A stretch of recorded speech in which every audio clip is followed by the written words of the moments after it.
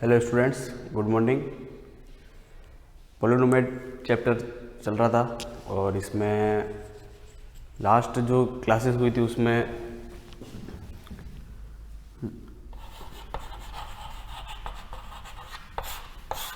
शून्यांक जो थे उनको निकालना अपने देखा था। और उससे पहले जो क्लास थी उसमें जो बहुपद के लीनियर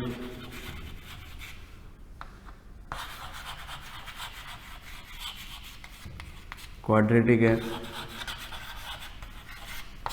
को भी ये तीन फॉर्म अपन ने देखी थी। उसके बाद अपन ने शून्यांक देखे थे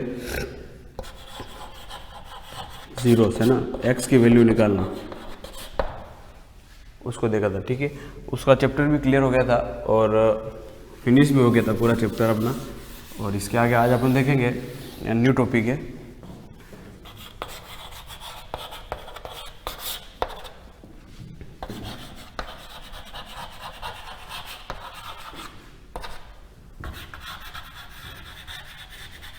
रिमाइंडर थ्योरम। मीन्स शेषफल प्रमेय।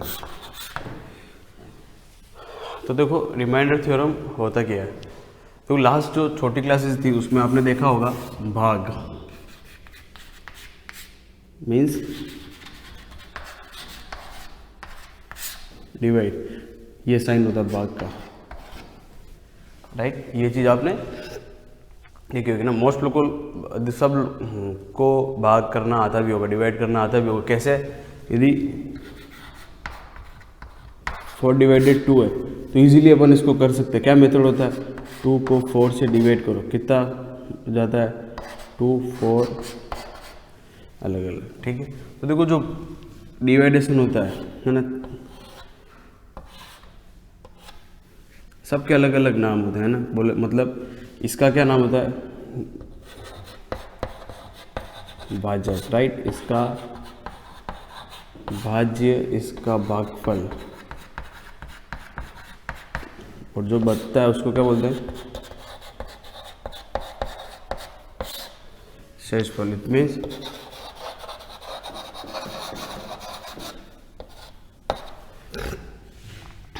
रिमाइंडर बोलते हैं इसको बोलते हैं डिविजर, इसको बोलते हैं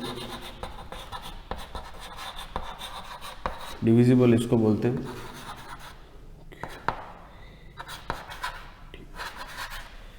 क्वोटिएंट।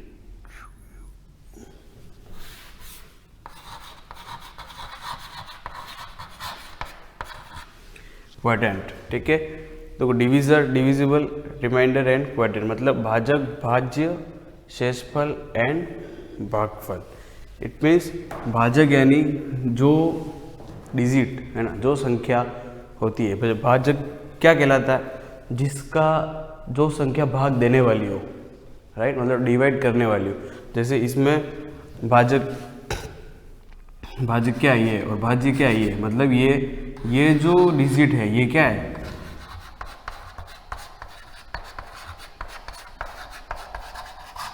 भाग देने वाली। और ये जो डिजिट है वो क्या है? भाग देने योग्य।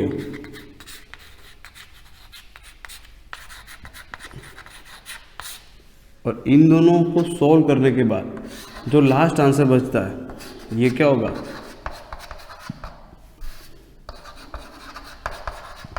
शेषफल। और इसका आंसर क्या आया? भागफल। क्या होता है ना, मतलब संख्याओं को डिवाइड करने के बाद जो आंसर बचता है ना, आंसर आता है उसका, वो तो कहलाता है भागफल। और जो उसका शेष बचता है, निचोड़ जिसको बोलते हैं ना, उसको क्या बोलते हैं? शेषफल बोलते हैं, राइट। तो देखो ये भाजक, divisible and remainder and quotient, मतलब ये क्या होगा? अभी बताया, भाग देने वाली संख्या है ना। और ये जो ये भाग देने वाली संख्या होगी, ठीक है। ये डिविजिबल मतलब जो भाग देने योग्य संख्या है, ठीक है। मतलब इसका भाग इससे करेंगे, इसका मतलब इस जो डिजिट होगा उसका डिवाइडेशन इस डिजिट से करेंगे तो अपने को आंसर आएगा, क्वोटिएंट आएगा। देन बचेगा क्या? रिमाइंडर। समझ में आई बात? तो ये रिमाइंडर थ्योरम का प्रोसेस है, ठीक है। अब जो अपना इस चैप्टर में जो रिमाइंडर थ्योरम है उसको कैसे देखना है? तो एलजेब्रिक है, ठीक है, मतलब वेरिएबल जो टर्म होगी, जैसे x+1 है ना, इसको डिवाइड करना है, कोई भी बड़ा पद हो जाएगा x² + 2x+3, बस। मतलब ये अगर ऐसा कुछ आ जाता तो उसमें हमेशा ये क्या होगा, भाजक होगा, क्या होगा,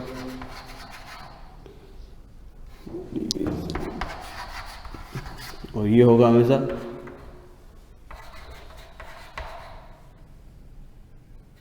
नहीं, ये भाज्य होगा और ये भाजक, ठीक है, divisor.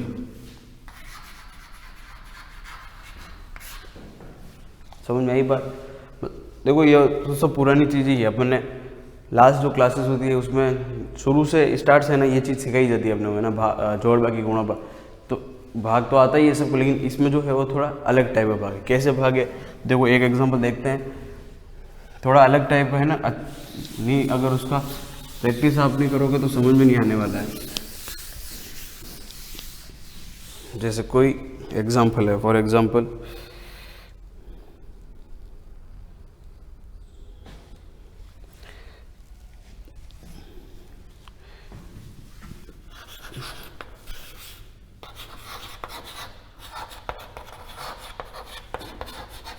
divide the polynomial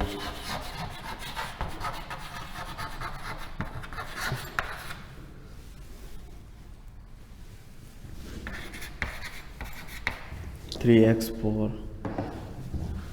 minus 4x cube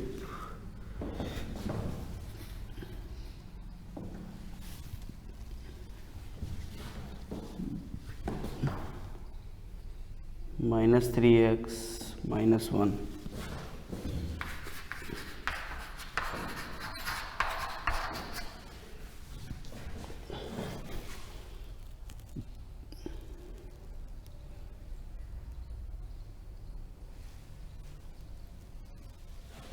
ठीक है,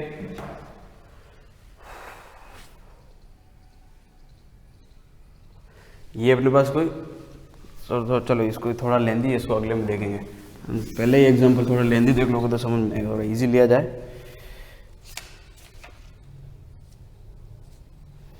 ये रहता है x4 प्लस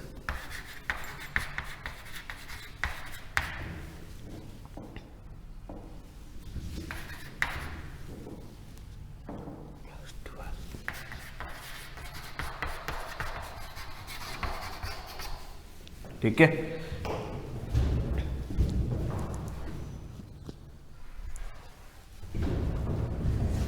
अब इसमें जो है डिवीजर क्या होगा, आप देखो पहले अगर इसको नोट कर लो तो इजी रहेगा तुम्हारे लिए। मतलब सबसे पहले एक तो भाजक देखना है और एक भाज्य। भाजक यानी हर बार भूलना नहीं है, भाजक यानी क्या होगा, डिवीजर, ये डिविजिबल, ठीक है।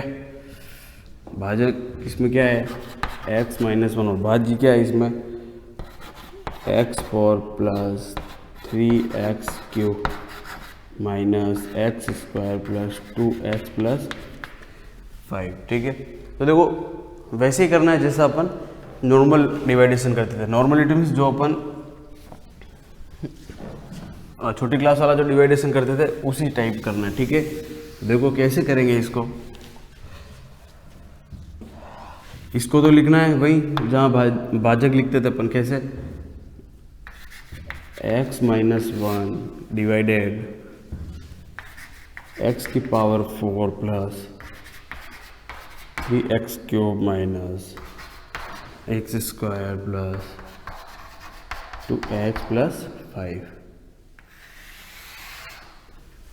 ठीक है। ये डिवाइडेशन हो गया। मतलब भाजक हमेशा ये जो होगा वो होगा डिवीजर और ये होगा डिविजिबल, ठीक है। अब अपने को ये डिवाइडेशन करना है, ठीक है। ऐसा तो कर लिया था, 2 को 12 से डिवाइड करो तो कितना आता है, 6 आता है, ये तो अपने को पता है, ठीक है। लेकिन अब जो है मिटा देता हूँ इसको मैं, ताकि पूरा इसको देखते हैं अपन। ठीक है, अब देखो इसको कैसे सॉल्व कर। हमेशा जो ये डिवाइडेशन मेथड होता है, ठीक है, इसमें अपने को क्या चाहिएगा, एक तो भागफल चाहिएगा ही चाहिएगा, ठीक है, फिर शेषफल तो जो आएगा वो क्वाड्रेंट मतलब चाहिए ही चाहिए, उसको कैसे निकालना रहा। ठीक है, तो देखो हमेशा जो भाजक की पहली डिजिट है, भाज्य की पहली डिजिट और भाजक की पहली डिजिट, इसको इससे डिवाइड करना है। समझना बात को है ना, मतलब ये चीज भाज्य और ये भाजक है ना, मतलब डिविजिबल को डिविजर से डिवाइड करना है। कैसे, उसकी पहली डिजिट ही लेनी है ना, पूरा नहीं लेना है, इसकी पहली डिजिट और इसकी पहली डिजिट। कैसे, देखो x/4/x, तो ये कट के कितना आ जाएगा x3। जो ये आंसर आएगा उसको कहाँ नोट करना है, यहाँ नोट करना है। ठीक है, समझे बात को, समझना है ना क्या किया। जो डिविजिबल की पहली टर्म एंड डिवीजर की पहली टर्म दोनों को डिवाइड करना है, उसके बाद जो आंसर बचता है उसको क्वाड्रेंट में लिखना है, मतलब भागफल में लिखना है। ठीक है, हो गया प्रोसेस। देखो ध्यान से देख रहा है ना, फिर इस क्वाड्रेंट का इन दोनों में मल्टीप्लाई करना है। कैसे, x³ का x में मल्टीप्लाई करोगे तो कितना आएगा x⁴। x³ का -1 में मल्टीप्लाई करेंगे तो कितना आएगा x⁴। यहाँ पर 2 टर्म ही है तो अपने को 2 टर्म ही मल्टीप्लाई करना है। ठीक है, अब भाग करते तो पता है यहाँ जो साइन होता है वो चेंज हो जाएगा, यहाँ माइनस है तो यहाँ प्लस हो जाएगा, यही चल रहा है।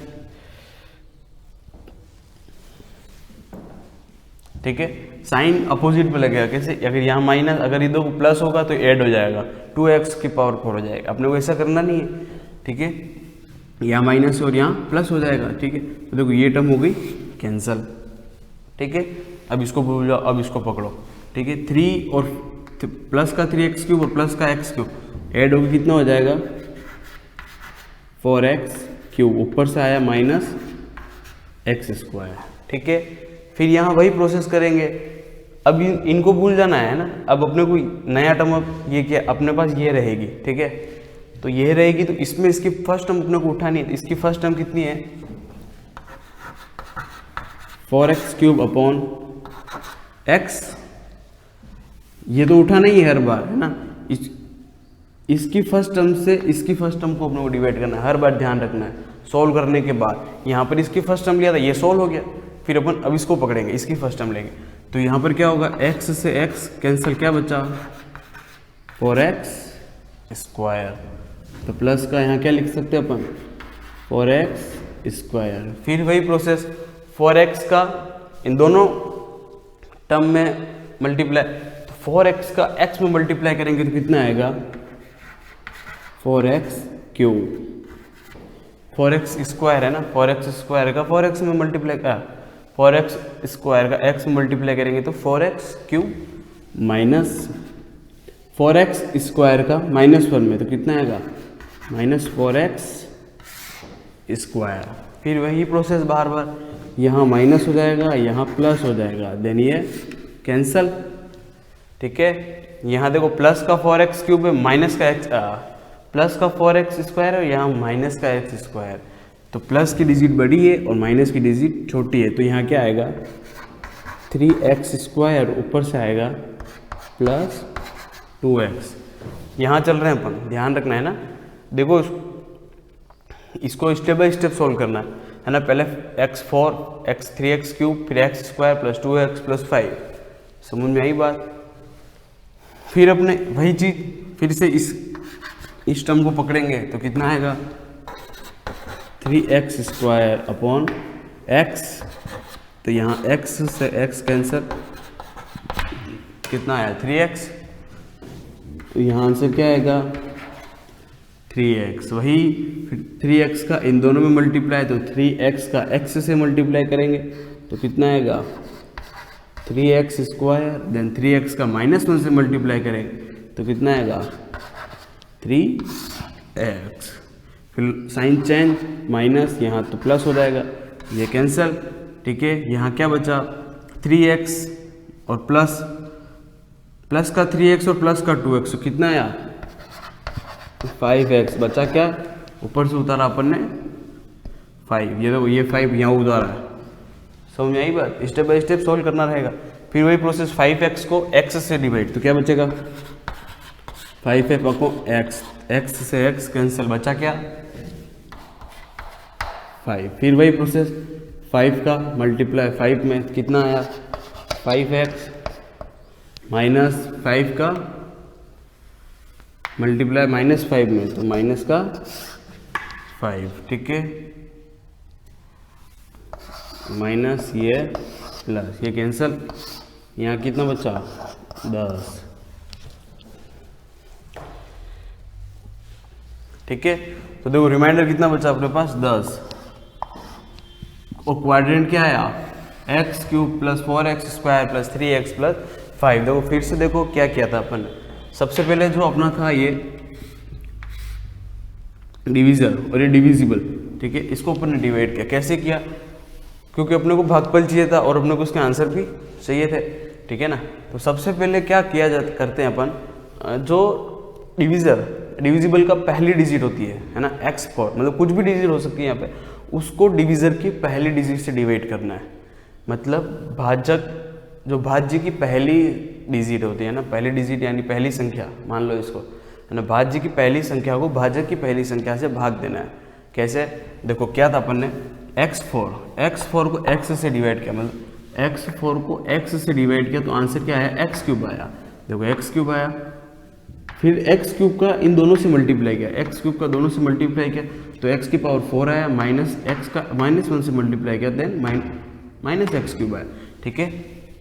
फिर दोनों लिखने के बाद हमेशा साइन चेंज होते हैं ना, जहाँ माइनस है वहाँ प्लस हो जाएगा, जहाँ प्लस है वहाँ माइनस हो जाएगा।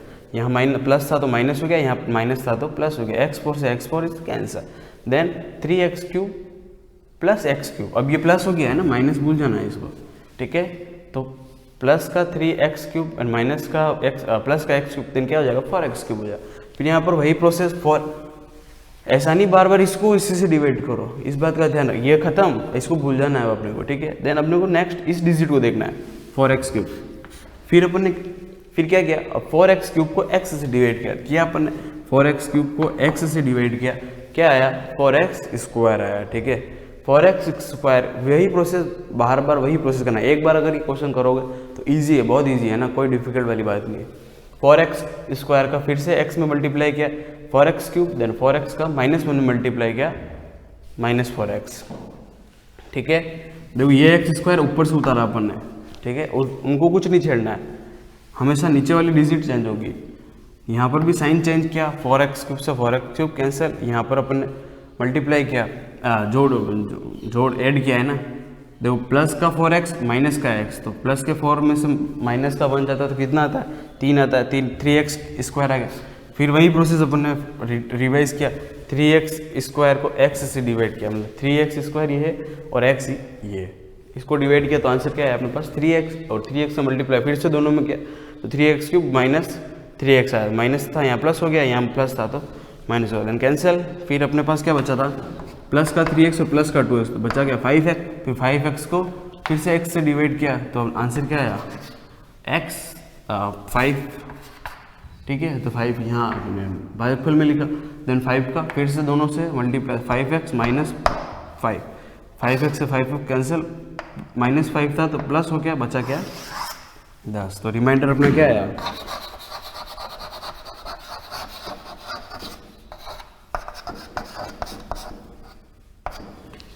ठीक है। ये जो है भागफल विधि कहते हैं इसको, है ना,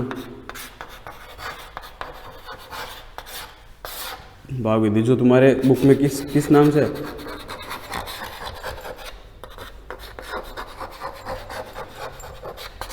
रिमाइंडर थ्योरम, ठीक है।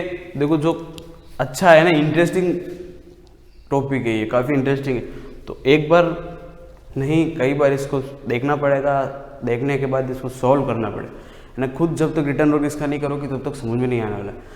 इजी भी है और टफ भी है, देखने में अच्छा लगता है करते टाइम, है ना, नहीं करोगे तो भूल जाओगे, है ना। नया नया टॉपिक है तुम्हारे लिए, तो इसके काफ़ी सारे एग्जाम्पल हैं, उसको सॉल्व करना है ना। एक बार इजी एग्जाम्पल लेना है, मतलब इस एक्स फॉर एक्स क्यू, ऐसा नहीं है एक्स फोर के बाद एक्स स्क्वायर आ जाए तो तुम फंस जाओगे वहाँ पे, है ना। उसको फिर कैसे सॉल्व करना है उसका अलग मेथड है, ठीक है। देखो एग्जाम्पल और इसकी प्रैक्टिस करो। इसके जो आगे के अपन क्वेश्चन है नेक्स्ट क्लास में देखेंगे, ठीक है। Thank you.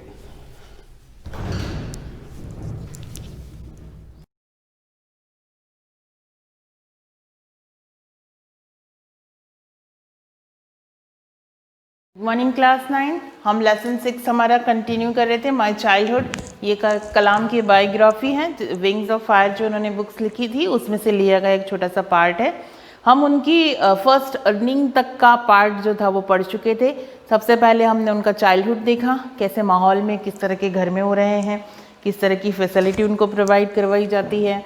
देन फिर यहाँ पर थर्ड जो पार्ट था हमारा, उसमें हमने एक वर्ल्ड वॉर के बारे में पढ़ा कि वर्ल्ड वॉर के टाइम पे किस तरह से वो अपने कज़िन की हेल्प करने जाया करते थे और इस तरह से उन्होंने फर्स्ट पेपर डिस्ट्रीब्यूट करके अपनी जो फर्स्ट अर्निंग थी वो वहाँ पर कमाई थी।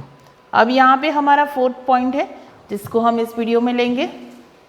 Every child is born with some inherited characteristics into a specific socio-economy and emotional environment and trained in certain ways by figure of authority।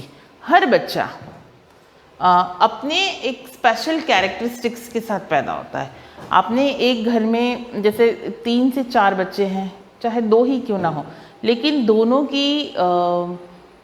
की स्पेशलिटीज़, दोनों की इंटरेस्ट, दोनों की सब चीज़ें अलग होती हैं। तो हर बच्चे में कुछ ना कुछ एक स्पेशल क्वालिटी होती है। कोई बच्चा अगर पढ़ने में बहुत अच्छा है तो मे बी वो स्पोर्ट्स या अदर थिंग्स में अच्छा नहीं होगा। कोई स्पोर्ट्स और अदर थिंग्स में अच्छा है तो मे बी वो एजुकेशन में, पढ़ाई में अच्छा नहीं होगा। और हो सकता है कि कोई बच्चा ऐसा हो जो ऑलराउंडर हो, सब में थोड़ा थोड़ा अच्छा हो। तो हर बच्चा कोई ना कोई एक क्वालिटी लेकर पैदा होता है। फिर दूसरा इफ़ेक्ट उस पर पड़ता है घर के माहौल का। जिस घर में बच्चे को एक प्रॉपर शेयरिंग एंड केयरिंग का माहौल मिलता है तो उसका नेचर कुछ अलग होता है। कुछ घर में अगर बहुत ज़्यादा लड़ाई झगड़ा होता है तो वो उस तरह का नेचर वाला होता है। तो ये नेचर जो है वो घर के एटमॉस्फेयर से भी काफ़ी डिपेंड करता है। प्लस घर में जो चीज़ें बच्चों को सिखाई जाती हैं, संस्कार कहते हैं जिनको, जो स्कूल और घर में ही सिखाए जाते हैं, तो इसका भी इफ़ेक्ट बच्चे पे पड़ता है और वो बच्चा एक अलग प्रकार की प्रवृत्ति वाला पैदा होता है। I inherited honesty and self-discipline from my father, from my mother. I inherited faith in goodness and deep kindness, and so did my 3 brothers and sisters. अब एक चीज़ जो उनके पेरेंट्स से उनको मिली थी वो थी कि उनके मदर फादर से उनको गुडनेस, डीप काइंडनेस, यानी कि बहुत ज़्यादा अच्छाई और बहुत ज़्यादा दयालुता। जैसा फर्स्ट पैराग्राफ में हमने पढ़ा था कि उनकी जो मदर थी वो रामेश्वरम में आने वाले बहुत से लोगों को डेली बहुत कुछ सर्व करती थी, यानी खाना खिलाती थी, फीड करती थी उनको। और उनके ब्रदर और सिस्टर से और इन सब से उन्होंने बहुत ज़्यादा, कह सकते हैं कि एक फ्रेंडलीनेस, एक कनेक्शन या एक बहुत अच्छी सीख जो थी वो दिन में उनको उनके मम्मी पापा के नेचर से, उनके भाई बहनों के नेचर से उनको सिखाई जाती थी। बहुत मिलजुल के रहना उनको सिखाया जाता था। I had 3 close friends in my childhood. उनके 3 खास दोस्त थे उनके बचपन में, रामानंद शास्त्री, अरविंदन और शिव प्रकाशन। ये 3 दोस्त हैं, आप नाम से ही जान रहे हैं, क्योंकि एक कलाम जो थे, एपीजे कलाम, वो एक मुस्लिम फैमिली से बिलोंग करते थे और यहाँ पर उनके तीनों बेस्ट फ्रेंड के आप नाम जान सकते हैं। और ये तीनों फ्रेंड्स जो थे वो उनके साथ एंड तक जुड़े रहे हैं, कनेक्टेड रहे हैं। कौन कौन थे? रामानंद शास्त्री, अरविंदन और शिव प्रकाशन। All these boys were from Orthodox Hindu ब्राह्मण फैमिलीज़। ये तीनों ही बच्चे जो थे वो कह सकते हैं ऑर्थोडॉक्स ब्राह्मण फैमिली, जो बहुत ज़्यादा रीति रिवाजों को फॉलो करने वाली होती है, ऐसी ब्राह्मण फैमिली से बिलोंग करते थे। As children none of us ever felt any different amongst ourselves because of our religious difference and upbringing। अब भले ही वो ऑर्थोडॉक्स हिंदू फैमिली से थे और कलाम जो थे मुस्लिम फैमिली से थे, लेकिन कभी इन बच्चों में आपस में एक दूसरे में और इनके बड़ों में भी कभी इनके रिलीजन को लेकर, इनके बड़े होने को लेकर, इनके संस्कार को लेकर कभी भी इनके बीच में भेदभाव नहीं हुआ। In fact Ramanand Shastri was the son of Pakshi Lakshmana Shastri, the high priest of Rameswaram temple. Rameswaram temple जो हिंदुओं का तीर्थ स्थान, बहुत बड़ा तीर्थ स्थान माना जाता है, उनके जो सबसे बड़े पंडित थे, जिनका नाम था लक्ष्मण शास्त्री, उनके बेटे थे। लेटर ही took over the priesthood of the Rameswaram temple from his father. जैसे ही जब वो बड़े हो गए, यानी कि रामानंद शास्त्री जब बड़े हो गए, तो उनके पिता लक्ष्मण शास्त्री की जगह पर उन्होंने वहाँ के रामेश्वरम टेम्पल को सर्व करना स्टार्ट कर दिया। वहीं पर Arvindan went into the business of arranging transport for visiting pilgrims, and Shiv Prakashan became a catering contractor for the Southern Railways। अब ये तीनों ही का डिस्क्रिप्शन था। जो सबसे पहला नाम था रामानंद शास्त्री, वो क्या बने? रामेश्वरम टेम्पल के प्रीस्ट बने, यानी कि एक पंडित बने। Aravindan went into the business, ये बिजनेस करने लगे। किस चीज़ का बिजनेस करने लगे? ट्रांसपोर्ट का। जो पिलग्रिम्स यानी कि तीर्थ यात्रा करवाना, तीर्थ स्थानों पर विजिट करने के लिए आपने सुना होगा ना, स्पेशल बसेस अरेंज की जाती है, तो ये उन्होंने अपना बिजनेस खोल लिया। और जो थर्ड नंबर के थे शिव प्रकाशन, उन्होंने कैटरिंग कॉन्ट्रैक्टर का काम कर लिया।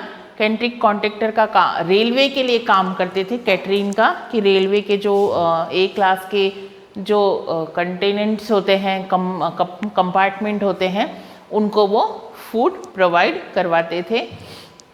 फिफ्थ पॉइंट देख लेते हैं। During the annual Shri Sitarama Kalyanam ceremony, our family used to arrange boats with a special platform for carrying idols of the Lord from the temple of the marriage side, situated in the middle of the pond called Ram Tirth, which was near of our house।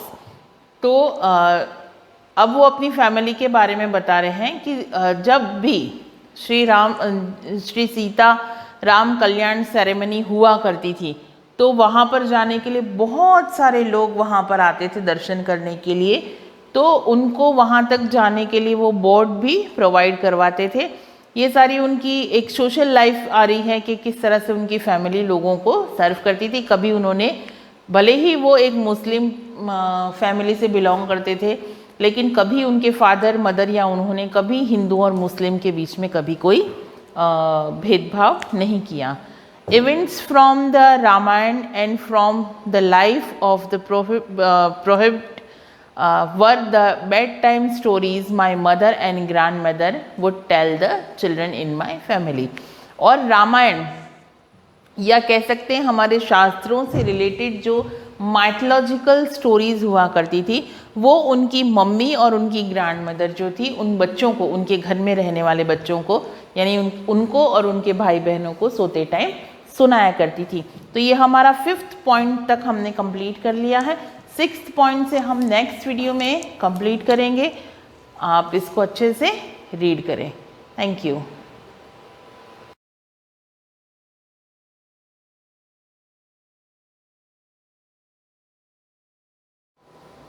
सुप्रभात विद्यार्थियों, जैसा कि हमने रसखान जी के परिचय के बारे में अध्ययन कर लिया था, रसखान जी किस प्रकार के व्यक्तित्व के धनी रहे हैं और किस प्रकार उनकी भक्ति, कृष्ण भक्ति रही है, उसके बारे में अध्ययन करने के पश्चात उनके जो सवय दिए गए हैं, प्रथम, द्वितीय, तृतीय और चतुर्थ, इन चारों के बारे में क्रमानुसार अध्ययन करेंगे।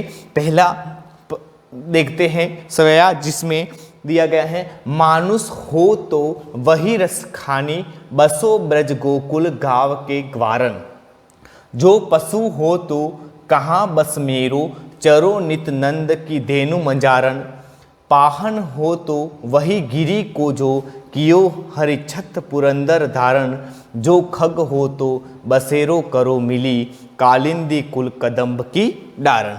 ये जो 4 लाइनों का जो सवया दिया गया है, जो एक छंद है, जो उसमें कवि का जो सवय लिखे हैं उसका मूल भावार्थ पर चलते हैं। तो परिचय में मानुष का अर्थ है मनुष्य, और बसो मिस निवास करना, ब्रज मिस गोकुल, ब्रज क्षेत्र, ग्वारन मिस ग्वाल गाय चराने वाले, पशु मिस पशु है ना, जानवर जो पशु,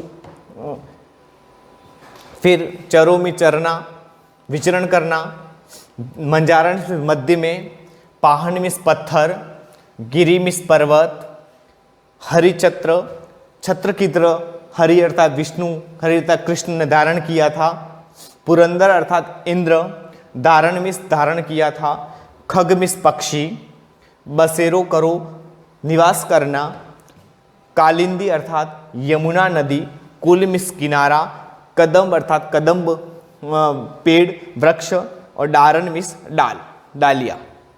कवि इस पद के माध्यम से, सवय के माध्यम से कहता है कि अगर मुझे मानुष हो तो वही रस खानी, अगर मुझे अगले जन्म में मनुष्य जन्म मिले, कवि देखो चाहता है कि ये तो जन्म है ही, लेकिन मुझे अगले जन्म में मुझे मनुष्य योनि मिले तो वही रस खानी, बस ब्रज गोकुल गाँव के ग्वारण, तो मेरा जन्म ब्रज में हो और वहाँ के ग्वाल बालों के साथ, है ना, जो ग्वाल हैं उनके साथ मैं वहाँ निवास करूँ, अर्थात ब्रज में निवास करने की इच्छा है। गाँव के ग्वारण के मध्य में गोकुल गाँव में रहना चाहता हूँ, है ना, मुझे योनि मिले मनुष्य में। फिर आगे कहता है, जो पशु हो तो कहाँ बस मेरू। अगर मेरा जन्म पशु योनि में होता है तो मेरा कोई वश नहीं है ना। पशु योनि में हो तो भी जन्म कहाँ हो क्या पता, इस गांव में हो, वहाँ हो, कहाँ हो, तो भी रसखान कहते हैं अगर मुझे पशु योनि में मेरा जन्म हो तो मेरा तो कोई उस पर वश नहीं है, मेरा कोई वश नहीं चलता है, लेकिन फिर भी मैं चाहता हूँ कि चरो नित नंद की धेनु मंजारन, लेकिन फिर भी मैं चाहता हूँ कि ब्रज में जो गाय चरती हैं उसमें जो नंद की गाय हैं, जिनको चराने वाले कौन है, कृष्ण, और नंद की जो गाय हैं उन गायों के मध्य में मैं गाय बनकर जीवास करूं, अर्थात उनका नंद का घर, नंद के आंगन में, नंद के घर में जो मुझे गाय बनकर के जीवन यापन करना पड़े वो मेरे सौभाग्य की बात होगी। इस प्रकार वह रसखान चाहते हैं कि पशु योनि में भी मेरा अगर जन्म हो तो मुझे ब्रज क्षेत्र में हो और वहाँ नंद की जो गाय हैं और उन नंद की गायों के बीच में विचरण करने वाला जीव, अर्थात विचरण करने वाली गाय बनकर मैं जीवन जीऊं। तीसरे लाइन में है, पाहन हो तो वही गिरी को जो, कियो हरिचक्र पुरंदर धारण। अगर मुझे पत्थर योनि में जन्म ले, अगर मैं जड़ बन जाऊं, पत्थर बन जाऊं, तो और पत्थर भी बनूं तो कहाँ का बनूं, तो कवि कहता है कि अगर मुझे पत्थर रूप में मुझे मेरा जन्म हो तो मैं उस गिरी का, उस पर्वत का पत्थर बनूं जिस पर्वत को भगवान श्री कृष्ण ने गोकुल के, ब्रज के लोगों को इंद्र के भयंकर, इंद्र का कोप था, भयंकर वर्षा हुई थी और श्री कृष्ण ने अपने अंगुलियों पर, अपने हाथों पर जो पर्वत को खड़ा किया था और उस पर्वत को उठा करके ब्रज के लोगों की, गोकुल के लोगों की रक्षा की थी, तो वहाँ पर भी तो कवि चाहता है कि अगर मुझे पत्थर रूप में भी मेरा जन्म हो तो मैं उस पर्वत पर का पत्थर बनना चाहता हूँ, जिसको भगवान श्री कृष्ण ने एक छत्र, हरि छत्र के रूप में उन्होंने अपने हाथ पर धारण कर रखा था और इंद्र के घमंड को और इंद्र के कोप को, घमंड को दूर किया और इंद्र के जो कोप था, जो उनका कुप्रभाव था, उसको भी उन्होंने ब्रज के लोगों की रक्षा की थी। अंत में कहे, जो खग हो तो बसेरो करो मिली कालिंदी कुल कदम की डालन। और अंत में कवि कहता है कि अगर मुझे इन सब योनियों के साथ साथ मुझे अगर अंत मनुष्य रूप में मिले तो क्या गोकुल के लोगों के गांवों के मध्य रहना चाहता, ग्वाल बन करके, पशु योनि में नंद की गाय बनकर, पत्थर रूप में गिरी का पर्वत बनकर, और अंत में कवि रसखान कहते हैं कि अगर मुझे पक्षी रूप में भी योनि मिले, अगर अगले जन्म में मेरा पक्षी रूप में जन्म हो तो मैं बसेरो करो मिली, तो मेरा जन्म वहाँ हो जहाँ पर यमुना पक्षी रूप में जन्म हो, जहाँ पक्षी रूप ब्रज में पक्षी रूप में मेरा जन्म हो, जिसमें कालिंदी कुल अर्थात यमुना नदी के किनारे जो कदम्ब की पेड़ हैं, कदम्ब की पेड़ की जो डाल हैं, उस डाल पर निवास करने वाला पक्षी बनूं। अर्थात कदम्ब की डाल जो हैं वह कृष्ण को अतिशय प्रिय हैं और कदम्ब के पेड़ के नीचे ही कृष्ण अपनी मधुर मुरली की तान सुनाते हैं और गोपियों का मन आकर्षित करते हैं। और इस प्रकार पक्षी भी रूप में भी मुझे यहाँ जन्म मिले। मैं चाहता हूँ कि मुझे यमुना नदी के किनारे कदम्ब की डाल पर निवास करने वाला पक्षी बनो। इस प्रकार कवि का रसखान का श्री कृष्ण और ब्रज क्षेत्र के प्रति अनन्य प्रेमाभिव्यक्ति व्यक्त हुई है, अनन्य प्रेम व्यक्त हुआ है। कृष्ण तो है ही, लेकिन कृष्ण के जो क्षेत्र हैं ब्रज क्षेत्र के प्रति भी अनन्य भक्ति प्रकट हुई है। धन्यवाद।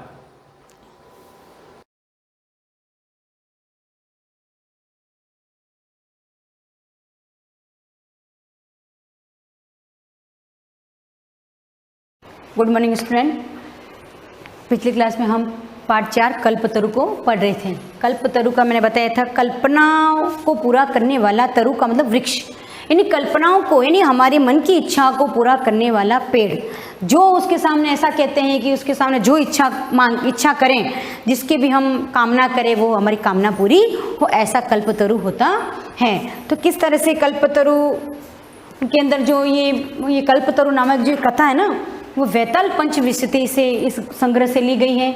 हमने पढ़ा था कि इसके अंदर जिमुत वाहन नाम का एक व्यक्ति था, जिसके आंगन में पुरखों के द्वारा उगाया हुआ एक कल्पवृक्ष था, और किस तरह से उसने कभी भी अपनी सुख सुविधाओं के लिए उस कल्पवृक्ष की कोई भी कामना नहीं की। हमेशा उस कल्पवृक्ष से परोपकार की भावना के लिए उसने हर चीज़ मांगी, यानी दूसरों की भलाई करने के लिए ही उस कल्पवृक्ष के सामने उसने कामना की, यानी मनोकामना, यानी उसने इच्छा प्रकट की।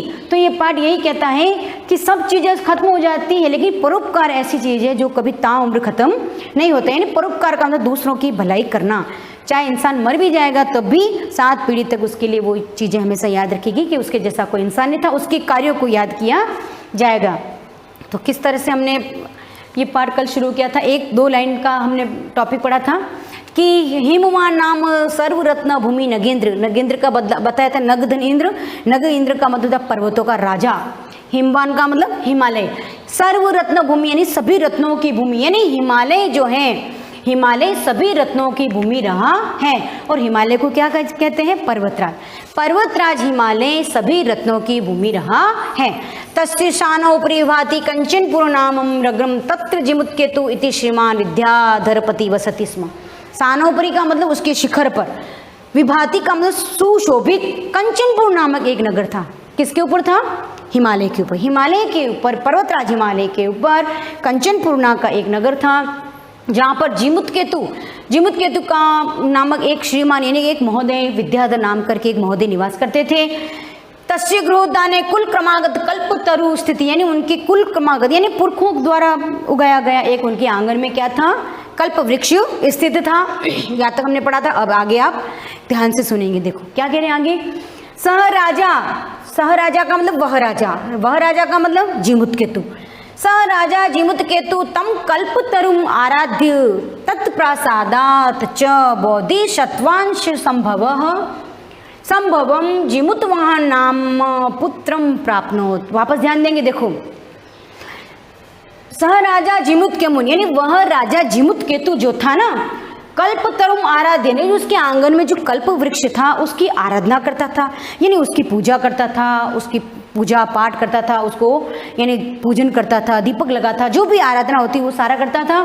तो फिर क्या हुआ, तत्प्रसादत, यानी उस कल्प वृक्ष ने प्रसाद के रूप में उस जिमुत केतु को क्या दिया, तत्प्रसादाच बोधिसत्वांश संभव।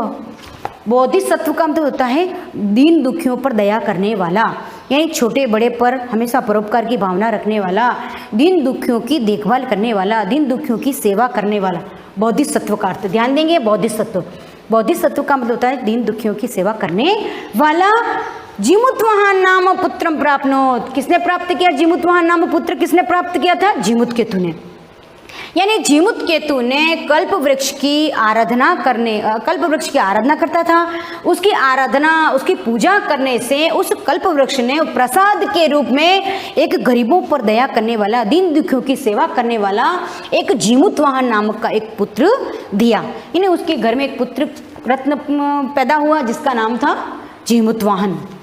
देखो सह जिमुतवाहन महान दानवीर, यानी वह कौन, जिमुतवाहन, यानी वह जिमुतवाहन महान दानवीर था, बहुत दान पुण्य करता था।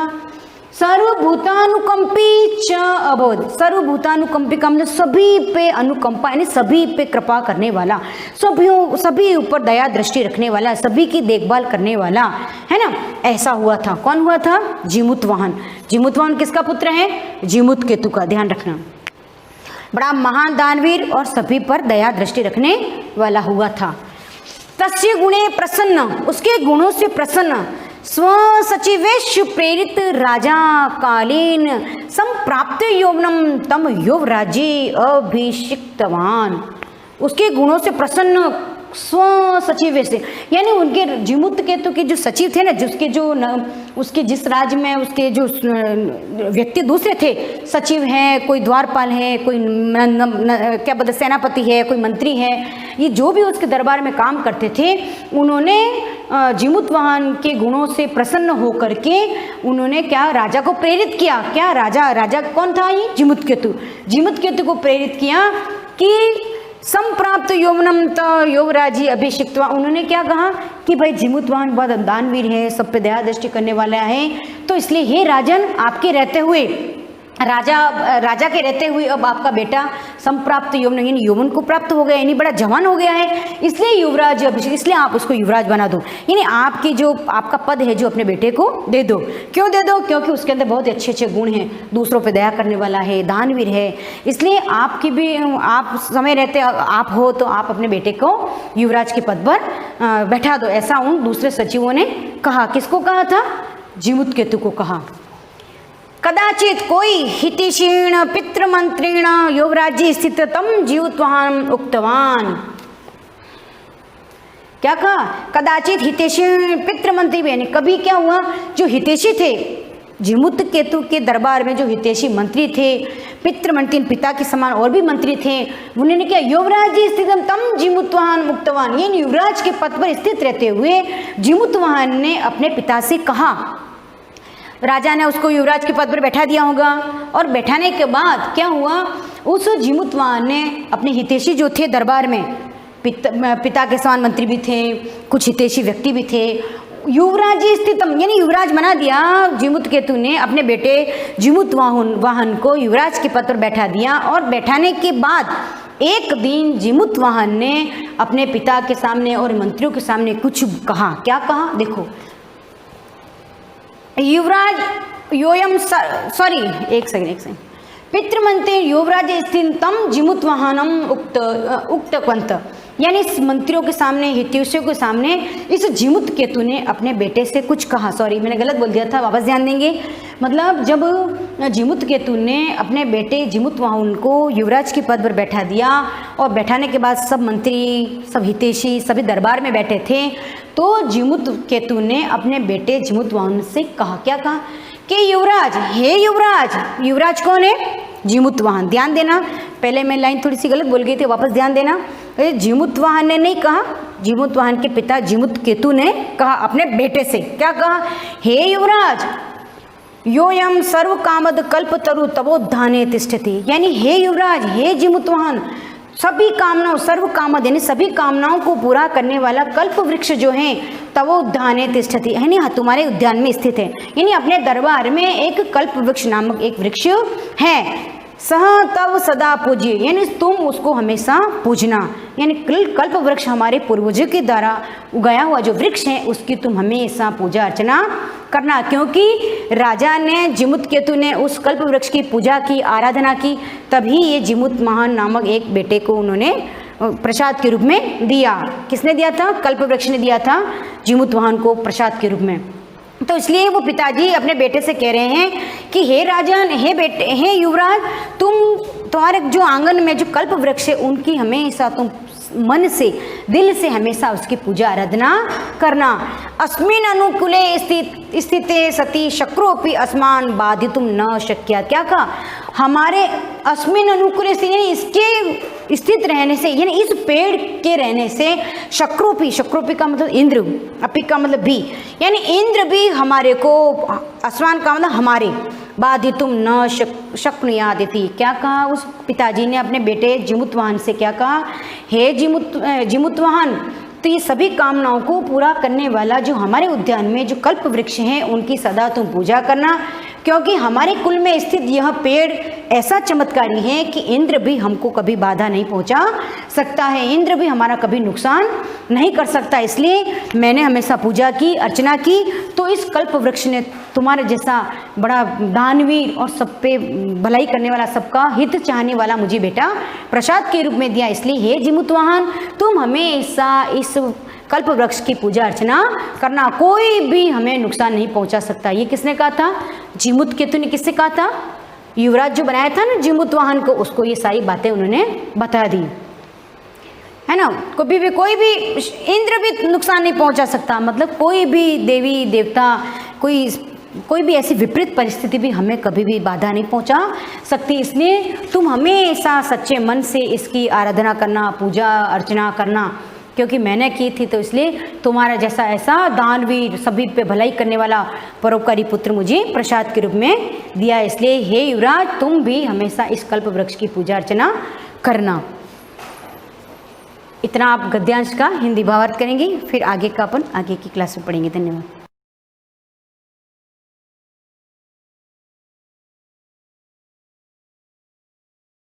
गुड मॉर्निंग स्टूडेंट्स, हम सेकेंड चैप्टर पढ़ रहे थे इकोनॉमिक्स का, पीपल एज रिसोर्सेज।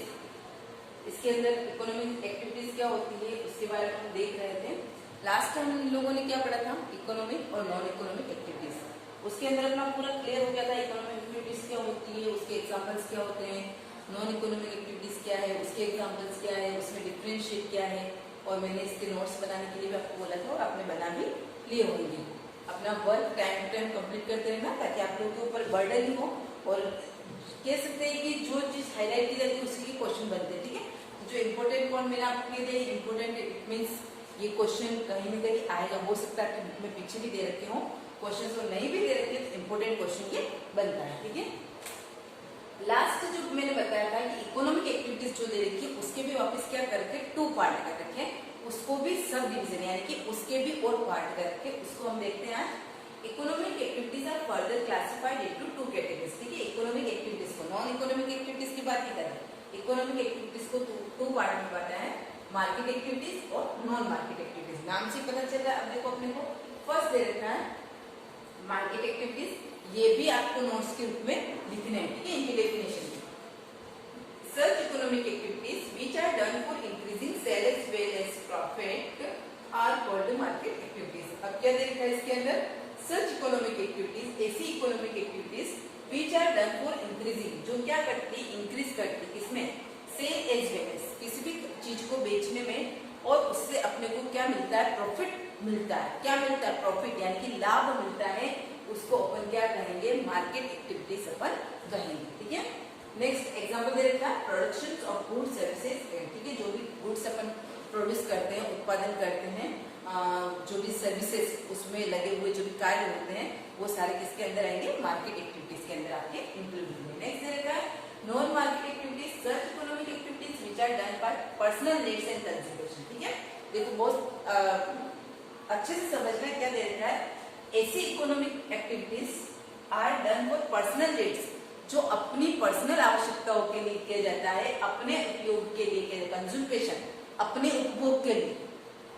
जैसे एक फार्मर के पास छोटा सा खेत है, ठीक है, तो उस खेत पर वो खेती कर रहा है, एग्रीकल्चर का वर्क कर रहा है, लेकिन उसको मार्केट में नहीं बेचना है। अगर वो मार्केट में बेच रहा है तो मार्केट एक्टिविटीज के अंदर आ जाएगा, लेकिन वो मार्केट में नहीं बेच रहा है और उससे अपनी पर्सनल नीड यानी कि उसके जो साल भर का जो खाने का चाहिए उतना ही उत्पादन हो रहा है, अपने उपभोग के लिए हो रहा है, वो किसके अंदर आ जाएगा, नॉन मार्केट एक्टिविटीज के अंदर आ जाएगा। ठीक है, personal need and consumption are called non market activities. This activities do not include any financial transaction. इसमें कोई भी फाइनेंशियल ट्रांजेक्शन नहीं होता, क्योंकि पैसे मिल ही रहे, न तो किससे ले रहा है न किसी को दे रहा है, उसकी पर्सनल आवश्यकता पूरी हो रही। ठीक है, एग्जाम्पल्स दे रखा है आपको, growing food grains and cooking food for on family. ठीक है, क्या दे रखा है इसमें, ग्रोइंग फूड ग्रेन्स अनाज का उत्पादन करना, मैंने भी एग्जाम्पल बताया आपको, and cooking food for on family. जैसे सिंपल सी बात है, मैं अपने घर वाले मेंबर्स के लिए खाना बनाती हूँ, तो वो किसके अंदर आएगा, नॉन मार्केट एक्टिविटीज के अंदर। लेकिन मैंने कोई रेस्टोरेंट ओपन कर रखा है और उसमें मैं खाना बना के लोगों को खिला रही हूँ और उसके पैसे ले रही हूँ मार्केट एक्टिविटीज के अंदर। खाना तो मैं बना रही हूँ, वहां पर भी बना रही हूँ, यहाँ पर भी बना रही हूँ। ठीक है, यहाँ पे बना रही हूँ अपनी फैमिली के लिए बना रही हूँ, उसमें मुझे कोई भी पैसे नहीं मिल रहे, वो नॉन मार्केट एक्टिविटीज के अंदर आएगा। और जब मैं रेस्टोरेंट में बना रही हूँ, दूसरे लोगों को खिला रही हूँ, उसके पैसे भी ले रही हूँ, वो किसके अंदर इंक्लूड हो जाएगा, मार्केट एक्टिविटीज के अंदर इंक्लूड हो जाएगा। एग्जाम्पल दे रखा आपको यही वाला, cooking food at restaurant for customer in market activity while cooking food for on family is non market activity। Clearly दे रखा है आपको, cooking food at restaurant, restaurant में कस्टमर के लिए बना रहे हो तो मार्केट एक्टिविटी के अंदर आएगा, cooking food for on family और आप अपने ही परिवार के लिए बना रहे हो तो किसके अंदर आएगा, नॉन मार्केट एक्टिविटी के अंदर आ जाएगा। ठीक है, देखो नेक्स्ट पॉइंट आपको दे रखा है, बहुत अच्छा पॉइंट है, women are paid low compared to men. क्या दे रखा है, वाई, क्यों, महिलाएं भी काम करती है, पुरुष भी काम करती है, लेकिन महिलाओं को जो इनकम है, सैलरी है, वो कम दी जाती है पुरुषों के बजाय। ठीक है, कि सेम, अब तो हम लोगों ने पढ़ा था समानता का जो अधिकार पढ़ा था, उसमें हम लोगों ने पढ़ा था महिला और पुरुषों को समान वेतन मिलना चाहिए, लेकिन यहाँ पर क्या हो रहा है, वुमेन आर पेड, महिलाओं को तो कम वेतन मिल रहा है और पुरुषों को ज्यादा मिल रहा है।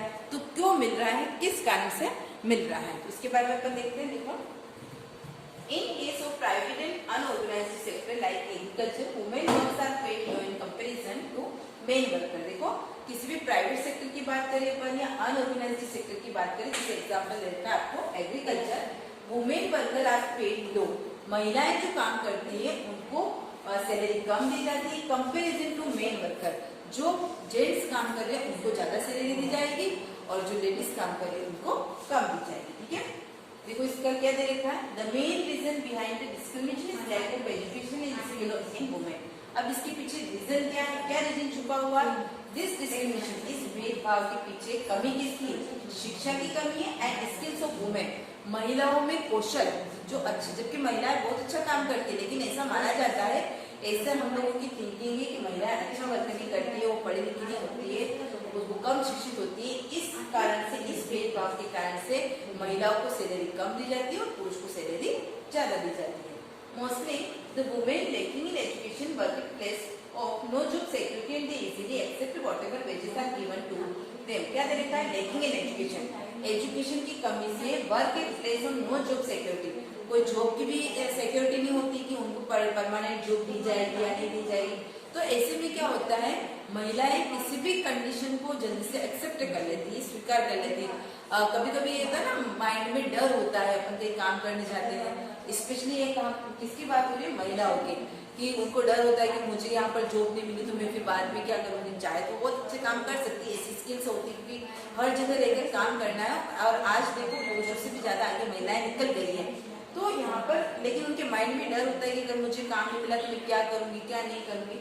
तो ये जो डर होता है उसकी वजह से वो कोई भी कंडीशन होती है उसको एक्सेप्ट कर लेते हैं। अब देखो उनको किस कारण से फोर्स किया जाता है, apart from this they are force to work more, ज्यादा काम करवाना, and denied for basic facilities.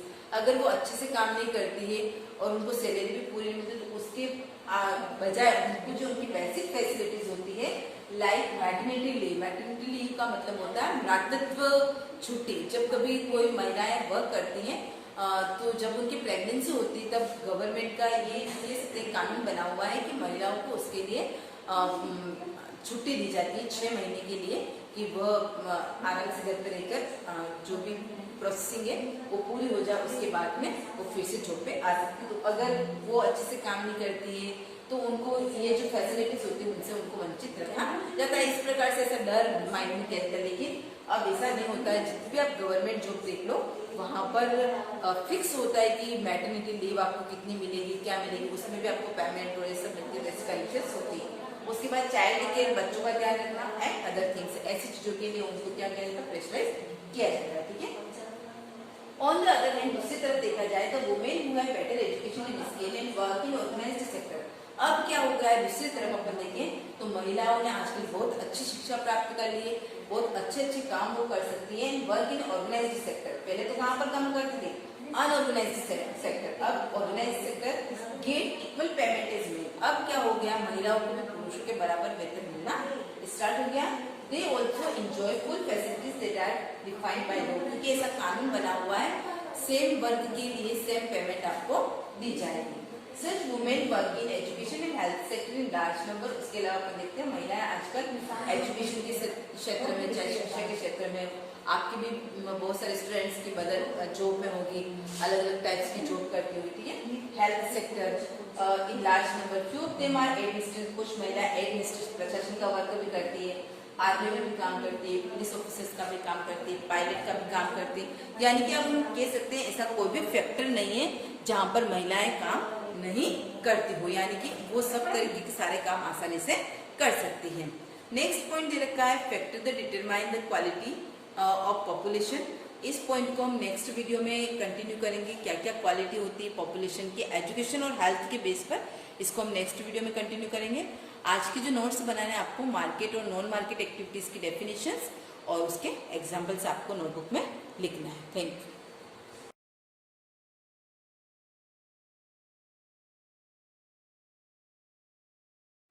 Good morning class 9th।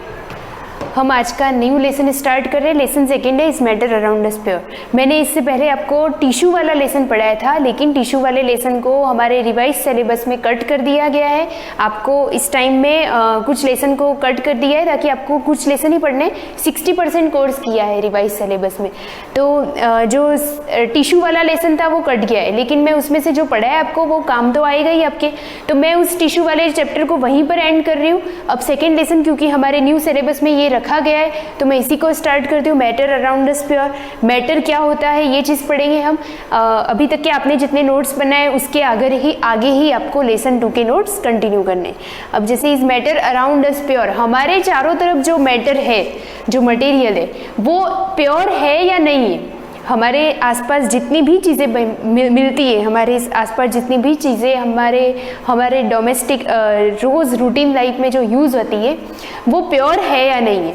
A complete classification of matter into fundamental group was very difficult task on the basis of chemical composition. यानी कि एक matter को पूरी तरह से कंप्लीट क्लासीफाई करना कि इसमें कौन सा मैटर है, कौन सा एलिमेंट है, कौन सा कंपाउंड है, कितने मॉलिक्यूल है, कितने एटम है, केमिकल कंपोजिशन के बेस पर उसको अलग करना बहुत ही डिफिकल्ट टास्क हो जाता है।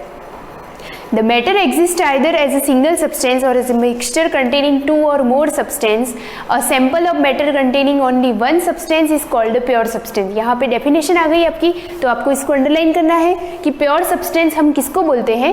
तो यहाँ पे जैसे दे रखा है a sample of matter, matter का वो सैंपल जिसके अंदर सिर्फ 1 टाइप के सब्सटेंस या 1 टाइप के एटम मॉलिक्यूल हो, उसे हम प्योर सब्सटेंस कहेंगे। A sample of matter containing 2 और मोर सब्सटेंस, ऐसा सैंपल जिसके अंदर या ऐसी चीज जिसके अंदर 2 या 2 से ज्यादा टाइप के मैटर इंक्लूड हो, तो उसको हम क्या बोलेंगे, mixture. A kind of matter that can not be separated into other kind of matter by any physical process is called a substance. यहाँ पे बात कर रहे हैं मैटर की, तो एक काइंड के मैटर को हम कैन नॉट बी सेपरेटेड, यानी सेपरेटेड नहीं कर सकते अदर काइंड के मैटर से, फिजिकल प्रोसेस से। यहाँ पे बात किसकी हो रही है, सिर्फ फिजिकल प्रोसेस से, यानी कि किसी फिजिकल मेथड से हम एक मैटर में से दूसरे मैटर को अलग नहीं कर सकते हैं, उसको बोला जाता है सब्सटेंस। फॉर एग्जाम्पल यहाँ दे रखा है आयरन, सुक्रोज, शुगर केन, ठीक है, वाटर और sodium chloride etcetera are substance, ये सब क्या है, सब्सटेंस है। The composition of a substance is the same throughout even at the atomic और मॉलिक्यूलर लेवल। अगर बात करें सब्सटेंस के केमिकल कंपोजिशन की तो वो पूरा सेम थ्रू आउट इवन होता है, किसकी, एटॉमिक और मॉलिक्यूलर लेवल पर। यानी कि एक सब्सटेंस अगर उसके अंदर एटॉमिक लेवल और मॉलिक्यूलर लेवल अगर उसमें सेम है, इवन है, एक जैसा है, तो उसको हम क्या कहेंगे, सब्सटेंस। और आपको समझ में नहीं आया हो तो यहाँ सब्सटेंस की कुछ प्रॉपर्टीज दे रखी है या कैरेक्टरिस्टिक दे रखे हैं, तो आपको सब्सटेंस में ये 4 पॉइंट ही नोट करने हैं। यहाँ पे प्योर सब्सटेंस और मिक्सचर की डेफिनेशन नोट करनी है और ये 2 डेफिनेशन नोट करने के बाद आप इस सब्सटेंस के 4 पॉइंट लिख दोगे जो इसके क्या है, characteristic. A substance contains only one kind of atom or molecule. Substance वो चीज़ है जिसके अंदर सिर्फ 1 टाइप के एटम होते हैं या 1 टाइप के मॉलिक्यूल होते हैं, वो होता है substance. Second cheese, a substance is perfectly homogeneous. Substance वो है जो पूरी तरह से क्या है, होमोजीनियस है, परफेक्टली, ठीक है। Third point, a substance has a defined composition which does not change with time. Substance का कंपोजिशन डिफाइनेट होता है जो टाइम के साथ चेंज नहीं होता है। फोर्थ पॉइंट है हमारा, third point, a substance has defined melting point, boiling point, density etcetera. Pure substance can be further classified into element and compound. ये वर्ड आपके फर्स्ट लेसन में आ चुके हैं, पढ़ा चुकी हूँ मैं फर्स्ट लेसन भी इसमें इंक्लूड नहीं किया गया है, लेकिन वो पढ़ा हुआ है तो इससे हमें सेकेंड लेसन को समझने में ईजी रहेगा। अब थर्ड पॉइंट ये कहता है कि अगर सब्सटेंस कोई है और उसमें सब्सटेंस की पहचान ही क्या होती है, आइडेंटिफिकेशन, कि उसमें एक ही टाइप के मॉलिक्यूल या एक ही टाइप के एटम होते हैं, ठीक है। तो अगर किसी चीज़ एक ही एटम या एक ही मॉलिक्यूल से बनी है तो आप उसको फिक्स टेम्परेचर पे ले जाओगे तो वो फिक्स टेम्परेचर पे वो मेल्ट हो जाएगा, फिक्स टेम्परेचर पे वो बॉयल होना शुरू कर देगा।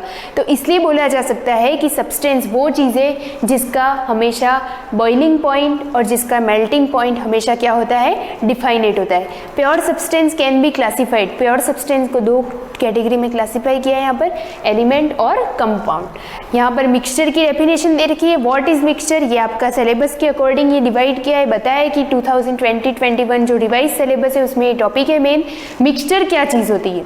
तो एग्जाम्पल दे देती हूँ मैं कि मिक्सचर क्या है। तो एज ए एग्जाम्पल हम सबसे पहले छोटा एग्जाम्पल लेते हैं, air. Air is a mixture of gases. Air एक ऐसा मिक्सचर है जिसके अंदर बहुत सारी गैसेस होती है। A mixture is that form of matter in which 2 or more substance, element or compound are present in any proportion. Any proportion यानी any amount में जब सारे element और compound आपस में जुड़े हुए होते हैं तो वो mixture का formation करते हैं। The substances present in a mixture called component or constituent of the mixture.